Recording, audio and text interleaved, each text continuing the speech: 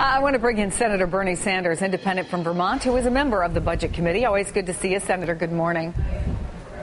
Good morning. You've probably heard the argument, and it's come from some Democrats and some Democratic analysts who will argue that the reason conservatives don't want to let go of, say, Benghazi or these other controversies is because they need something else since the economy is doing better.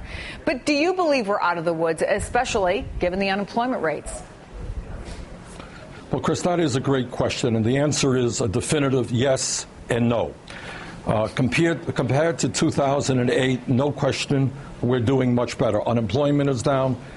We have cut the budget deficit in about half. State budgets now are doing much better. California was a disaster. Now they're running a surplus. That's the good news. But let me give you the not so good news. And that is, while official unemployment today is at about 7.5%, real unemployment, counting those people who have given up looking for work and people are working part-time when they want to work full-time, is almost 14%. And if you look at young people unemployment, if you look at minority unemployment, the numbers are way, way higher than that. More significantly, if you look at the trends impacting the middle class from way, way back, say from 1999, median family income in this country has gone down by about $5,000. And most of the new jobs being created today are not good-paying jobs. They're low-paying jobs. And perhaps most frightening is we are seeing more and more income and wealth inequality in America, so that between 2009 2011, all of the new income created in America went to the top 1%.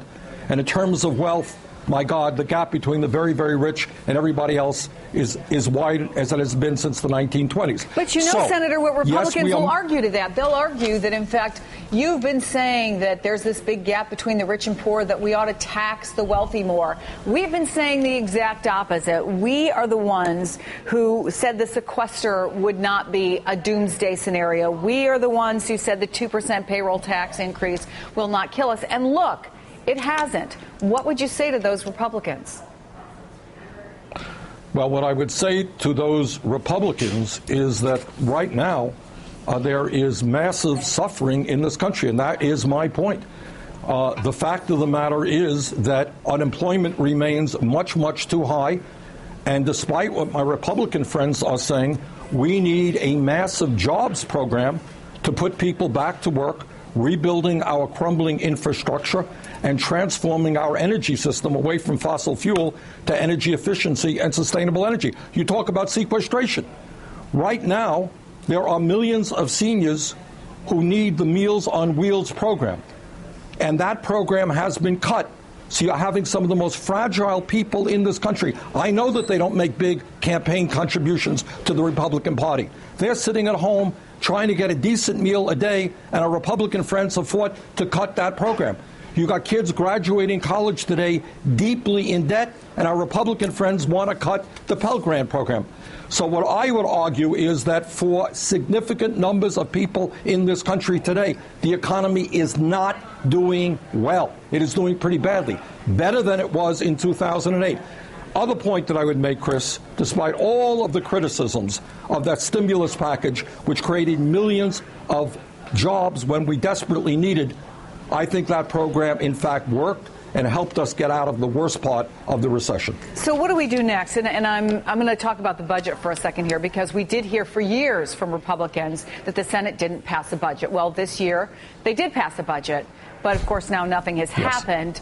How do the two sides come together? How do the two houses come together? Are you throwing up your hands and saying it's just not going to happen? No, I'm not. I think it would be a really good idea if the House of Representatives, on occasion, actually listened to what the American people want. And what the American people have said in poll after poll, and what they said in the last election, is yes, we have got to do some judicious cuts, but we also need to ask the wealthiest people in this country, who are doing phenomenally well, the largest corporations, 1 out of 4 of which pay 0 in taxes, to start paying their taxes so we can do deficit reduction in a way that is fair, so that we can use some of that revenue to create the millions of jobs we desperately need. That is what the American people are saying. some cuts, and we have done that. Most of deficit reduction has been cuts. We now need revenue so that we do not cut Social Security, Medicare, Medicaid, education at a time when the middle class desperately needs those programs. Senator Bernie Sanders, always good to have you on the program. Thank you so much. Thank you, Chris.